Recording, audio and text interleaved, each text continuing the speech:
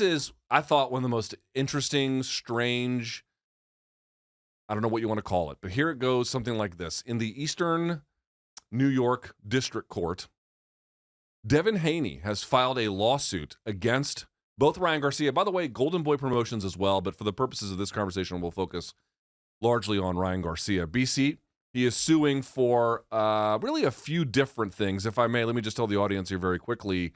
He's suing for damages related to what he claims are battery, fraud, and breach of contract. This is also, again, a breach of contract claim is what he is also asserting to a degree against Golden Boy. BC, the response to this that he has been met with has been less than enthusiastic, I think you could say, from the fan base. What is the upside? Excuse me, let me ask it a different way. Talk to me about the immediate fallout of this lawsuit. What is the reaction on the street? Secondly, do you think there's any merit to it? And I've read the lawsuit. Yes. I'll send it to you now, as a matter of fact. Haney is getting killed for this. Killed for this on Boxing X, the Twitter, the social media culture. I had Regis Prograis on my Brian Campbell experience. You'll see that interview this week. And I asked him, he had just fought Haney in his last fight in December and lost. And he said, that's a pussy move. And that's not my words. That, let's let a fighter talk about it. But the whole idea of why? What's the real motivation? What is there to win? I think this is the Haney family almost desperately trying to make up for, by chasing Ryan financially here, the things that they didn't do when this fight and the weigh-in situation happened that they should have done, protected themselves. I mean, Luke, now you've got Eddie Hearn, who seems to be on the ropes with Haney. I don't know if you saw them bickering in England over the tickets. I did, yep. And all that. He's basically coming out and saying, he would have preferred that after Ryan missed weight and all the craziness that went on there, that, they forced him to have a rehydration clause for the next day, to have to weigh in a second time. These are the things that the Haneys didn't do. They didn't put as much pressure on Garcia when he was sort of flippantly on purpose missing weight. And they just sort of, maybe due to the chaos, not wondering if Ryan was even fit to even be in that ring, we're just like, let's just get through this. The fight can go on no matter what. We believe in ourselves. And to some degree, I understand and respect that. But ultimately, you lost. And it doesn't seem, in the opinion of everybody, from people in the barbershop, on Twitter, real fighters, analysts, whatever, that you lost because of the Osterine.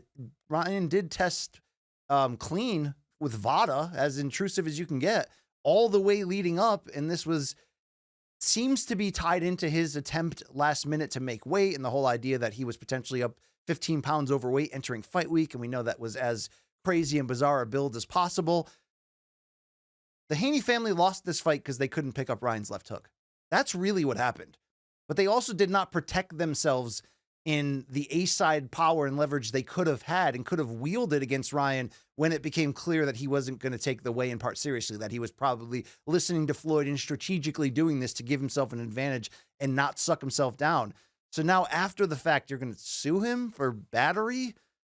It's such a bad look. It's so against sort of the old school nature of take the L, get up. Are there certain elements to it? Are there potential excuses you could have? Is there an asterisk? Yes, it's a no contest now. There's clearly an asterisk. But to try to beat him in the courtroom rather than going back and making a rematch happen and have it be a monster hot fire rematch where everybody wins and show everybody the old school way that you're the better man, the better fighter, that's how it's been done. This is, while there's certainly an argument to make about what will the results of this trial do for boxing moving forward? There may be no trial. It's just a lawsuit right now. But at the same time, it's like, it's such a bad look. And it took him a while to get it out there. It wasn't like they sued him right away, right after. It's sort of like, I don't know, it's been a really bad PR stretch for a fighter I really like in Devin Haney and really believe in his ability and think he also doesn't even get the credit he deserves for how tough he was in that fight, getting up 3 times and fighting his way back. And it was a very close fight. But you lost, and you got to take the L, and you didn't lose because of the Osterine, even if it did give Garcia an advantage to get close enough to the weight potentially. You lost because you couldn't pick up the left hook repeatedly. And Luke, when you see you see the old sparring video that leaked of them sparring about 3-4 years ago, it was the same thing. Ryan Garcia was landing that left hook like at will. So now you look back on their 6-fight amateur run where they were rivals and they went 3-3 against each other. Ryan acted crazy enough leading up to that fight where it warped all of our visions of what that fight really was and was going to be. I do for his ridiculousness. He's absurd, Ryan Garcia, but I give him a little bit more respect now that I see that sparring footage and how ready they were, game plan wise, mentality wise, to come in and do that to Haney. But he lost because of that, not because of the Osterine. So this looks very after the fact, kind of petty. And I don't want to say weak. I can't say that. I'm a journalist. I'm not in there risking my life like he is. But it's a fresh and new move, and I don't know if it's necessarily the right move. So I have 2 points I want to make about this. I read the lawsuit. I'm not a lawyer. I don't really know how successful it will be. My hunch is that it's probably a long shot, especially if on the doping side, Garcia is able to substantively show some evidence that it was contamination or, incidental. It wasn't, direct doping. I will say that little spree he has gone on where he has talked about everything in this sort of loose and disorganized way. All of it is cited in the lawsuit. All the stuff he said online, all the stuff he said. Ryan. Talking about Ryan, yeah. I mean, they have his ass like nailed. He hasn't helped himself at any point. Boy, he's done himself no favors. That's one thing that did come away from me when reading the lawsuit. Like, they took every piece of him being like, hey, the guy Scooter gave it to me and all this different stuff. He doesn't come across looking very good. I'll just be honest. However, in terms of the legal case, I don't exactly think it's super strong. I will say that they sued Golden Boy as well. Get this. So they claim that when Ryan Garcia was fined by the Athletic Commission and had to return his $1.5 million purse, Golden Boy is allowed to, by contract, they agree with this, take a cut of that, but that they are entitled to 47% of the rest of it, and Golden Boy won't give them that, and they believe they are entitled to it. So if you think about it, it's actually could be around $500K that he thinks he's owed. I did think that was an interesting claim. I wonder how that one's going to go. So that's a side claim. But I have 2 real claims about this. One, I looked up a couple of other incidents where a boxer has sued another active boxer. 2 of them came up. Number 1, it turns out we found out recently Victor Ortiz was sued by Floyd Mayweather. They fought in September of 2011. Yes. But in that bout, Victor Ortiz was kind of like popping him in the corner and then headbutted him. The referee takes a point in that case, gets him to box again, and then Floyd knocks him out. There's some dispute about whether he told him to box again. They were hugging, and Victor's hands were down. His hands were down, and Floyd tees off on him, and the fight is over there. But the point I'm trying to make is he apparently got sued for the headbutt. I don't know what came of it. But in this particular case, Floyd was suing over a foul, an illegal thing that, and there's no denying, you would agree, Victor Ortiz clearly headbutts him in that case, right? So Floyd is suing over a foul in a bout where he won. In the other case, Deontay Wilder sued Alexander Povetkin because they were supposed to fight. Povetkin tests positive ultimately for meldonium. And it cost him the payday. It cost him the payday. He sues for basically $5 million. He is initially awarded that. However, in 2019, upon appeal, actually Povetkin's promoter, World of Boxing, ends up winning the whole thing, and they didn't know him anything. But that's about that Povetkin essentially, through the drug testing system, squandered, and Deontay never got on a flight to Moscow. The fight never even happened. In both cases, it's not a fighter who got hardcore beat up suing the guy who did the hardcore beating up. So I've seen people say, well, how come anyone had nothing to say about Deontay suing or Floyd suing? One didn't have a fight, and the other one won it over a foul. They're very, very different. But the thing that really stands out to me, the biggest point I come away with here is, BC, I saw the reaction online about this, even from people who I would say are sympathetic to Devin Haney. Sure. You had Ryan Garcia, who missed weight for this bout, potentially on purpose. You had him, at a bare minimum, whether you think he did it on purpose or not, failed multiple doping tests for a performance-enhancing substance, ended up going on the fight afterwards saying virulently racist things. I'm not even going to get started on the stuff he said about gay folks or Muslims. Sure. Or just on the race thing, indistinguishable from like the most hardcore racist shit you've ever seen in your life. And the fan base is much more upset with Devin Haney. Because what's the true currency of the fighting fan base? I was going to say, on the one hand, it's such an indictment of combat sports and their sense of like even basic moral reasoning. On the other hand, it also tells you, just given the lay of the landscape, if you can't even get positive PR against a guy like that doing those things, holy shit, you are going down a path that is, I'm not going to say irreversible, BC, because I actually think this makes the rematch even bigger. Oh, the rematch is going to be massive. Rematch is going to be one of the biggest rematches of our modern era. However, Devin Haney's stock as a fighter has collapsed. His Q rating has collapsed. It's collapsed. But the thing is, you can win that back by getting back in the ring and handling your business. And that's always been the case. Even Duran, who had a no mas moment, you thought at that point, given how machismo he was, that should have been a killer, and he survived that. I mean, you can survive it by getting back in the ring and doing kind of what, again, I think Haney deserves respect in some ways for the toughness he showed in that Garcia fight when it wasn't his night and he kept getting beat with that brutal shot repeatedly. I think he should use this period to get the eye of the tiger and look in the mirror and fill in whatever gaps were exposed by Ryan acting that crazy. And I can't imagine it was easy at all for the Haneys that fight week, wondering if he's going to show up. Should this fight even happen? All of that. But they could not have handled it worse, I believe, from a reputation standpoint in the aftermath. Maybe that doesn't matter to them and whatever. And maybe they're just trying to make things hard on Ryan and get him back and get some money out of it. I don't know, but make the rematch now. Let's find out when Ryan's coming back. I know he's got that 1-year suspension that's coming toward an end soon. Yeah, April. And let's make that shit now, because I was going to ask you, from hype alone and the fact that both fighters are still so young and do connect with a very young fan base in ways that maybe only Tank versus Ryan has had in modern memory, could this fight be as big as these heavyweight championship fights that we've been seeing lately? Yes. This fight has captivated boxing. Again, the Ryan Garcia show, in terms of what he was able to perform on fight night, was such a, for many, certainly me, revelatory. But he's also been, and I'm going to say this as nicely as possible, a polarizing and troubled figure. Yes. I think that's a fair way to put it. Very troubled. And then Devin Haney, who had a ton of momentum, honestly.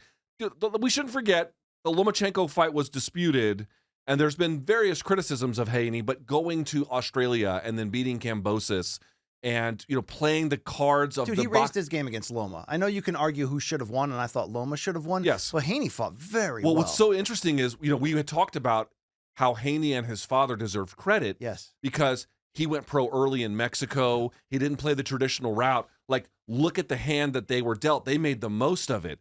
And it feels like, if you're just, again, I'm not signing on to, I think Ryan Garcia is a great guy, but if I'm just reading the tea leaves, it feels like they've gone in the opposite direction of everything that all the little and big decisions they were making to advance Devin Haney's causes.